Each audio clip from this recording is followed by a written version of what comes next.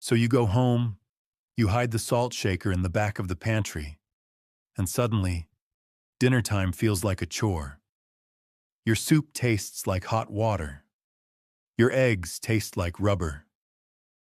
And you start to wonder, is living longer worth it if the food is this boring?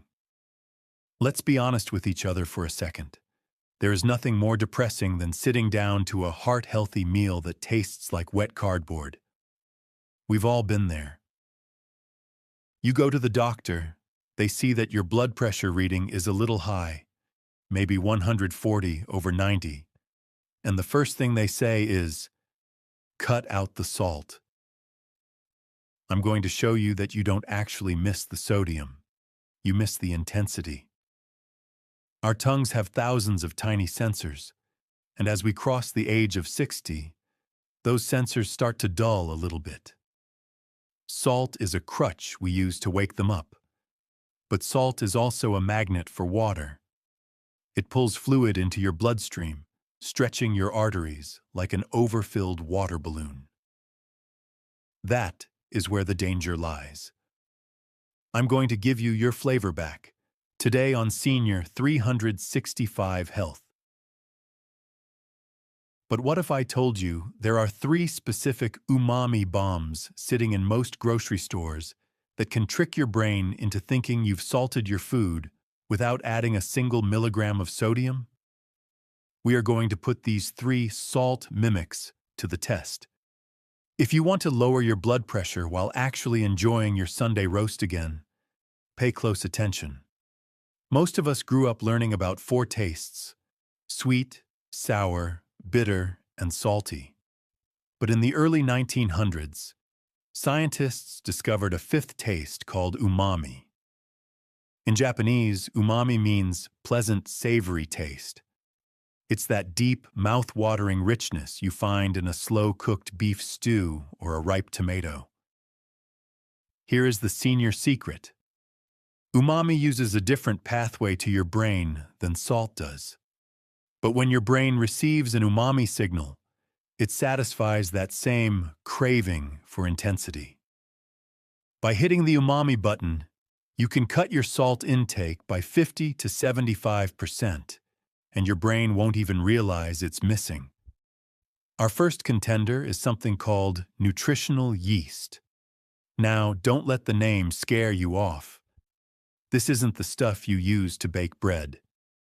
This is an inactive yeast that comes in yellow flakes. In the health world, we call this nature's Parmesan cheese. It has a deep, nutty, cheesy, and incredibly savory flavor profile, despite having 0 sodium. Plus, for those of us over 60 who might be low on B12, this is a double win because it's usually fortified with it.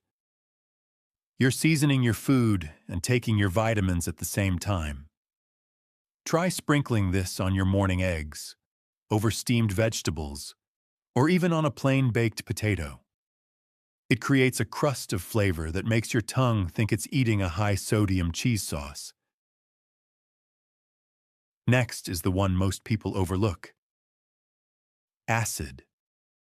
There is a very strange chemical relationship between salt and acid. When you add salt to food, it brightens the flavor. But guess what? Acid does the exact same thing. If you find that your soup or your chicken tastes flat, don't reach for the salt shaker. Reach for a lemon. The juice adds immediate brightness, but the secret is in the zest, the yellow part of the peel. Grating just a teaspoon of that peel into your food provides a fragrance that tricks the brain into perceiving the dish as more seasoned than it actually is. My rule is simple. If a dish tastes boring, it usually needs acid, not salt. Try a splash of apple cider vinegar or a squeeze of lemon first. Wait 30 seconds and see if that salt craving disappears. Finally, we have the heavy hitter for dinner time: mushroom powder.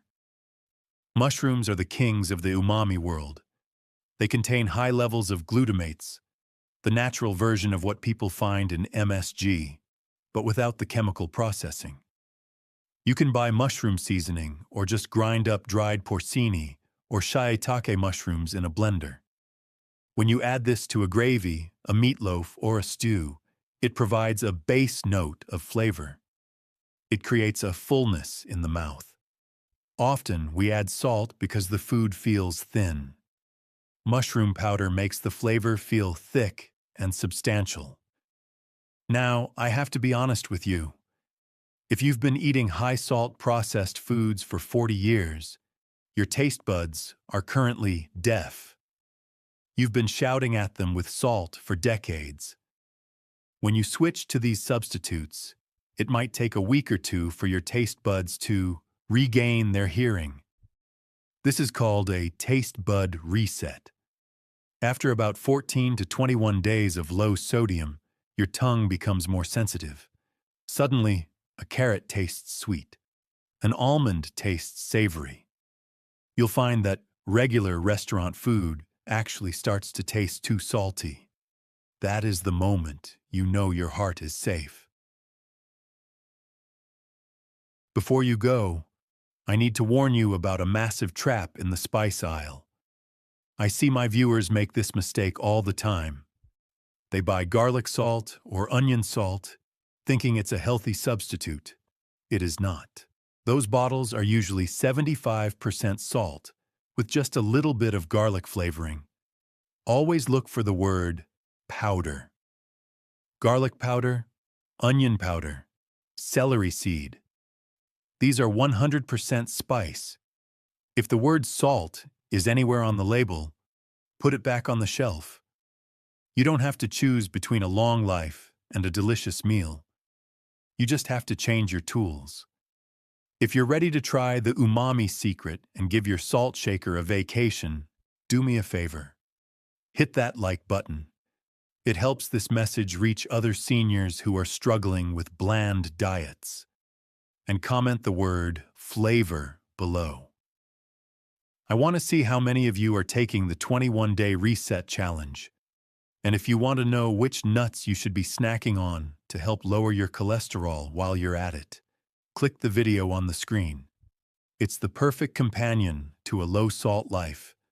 Eat smart, stay savory, and I'll see you in the next one.